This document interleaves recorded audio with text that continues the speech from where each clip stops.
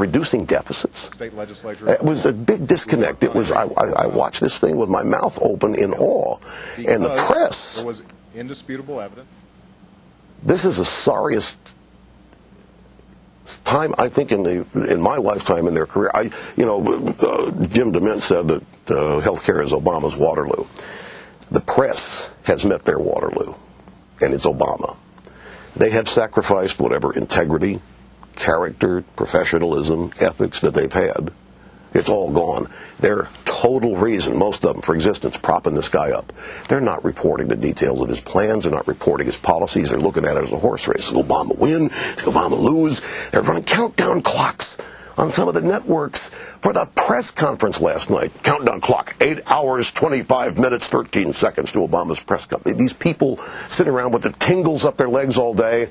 They marvel at how Obama is so smooth and elegant. They're not informing anybody about the details of his policies. And yet, 53%, over 50% in most polls now oppose this health care plan. So who's telling the people? Who's telling the people what's in it? Alternative media, your network, talk radio, the conservative blog network. The mainstream media has cashed in its chips. They have become nothing more than stenographers for Rahm Emanuel. In large part, and it's breathtaking to see, willingly sacrifice every characteristic that makes quality journalism. Up next, Rush says President Obama attacked pediatricians. The profit of insurance companies. They're making too much. Well, look at the profits they're making. I'm going to go after those profits, and they're not going to give those profits up easily, just like Big Oil's not going to give up their profits easily, he said during the campaign.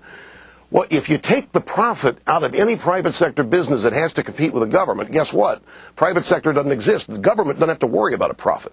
So if he's going to attack profit in the insurance agencies and the companies, they're gone. Businesses already want to offload a lot of their health care plans to this public option. So this group, Mr. President, 83 million will lose their private health insurance. You say nobody will. What's the disparity? I would have also asked for a follow-up after he accused doctors of doing unnecessary surgeries and organ removal to line their pockets. I think that comment, unremarked on by most so far, now may have been during the day today, but he's asked a question and he lays into pediatricians. Well, we got to do it smarter. We're going to do it more efficient. You take your kid in, sore throat, repeated sore throat. Doctor says, here's the reimbursement fee schedule. Oh, I get this for a tonsillectomy, so I take the tonsils out, even if they don't need to come out. Well, for one thing, a pediatrician doesn't take the tonsils out. The pediatrician recommends a surgeon. Pediatricians are not surgeons, for the most part. So we'd have to get a kickback from the surgeon. But just to accuse doctors of doing unnecessary things for profit, for fee, doctors do a lot of unnecessary things. But it's because of malpractice suits.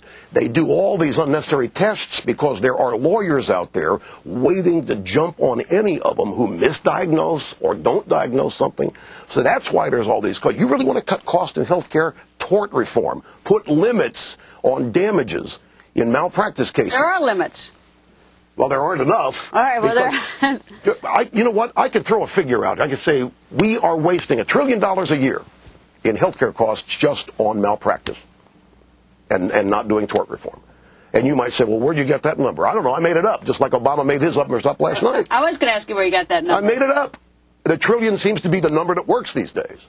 Back in the campaign, it was 250,000. Anything above that, you're going to get soaked. Anything below it, you're not going to get a tax. So I'll throw the numbers out like he does.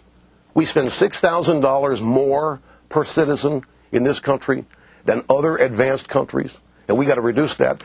Does he not understand this is the best healthcare system in the world?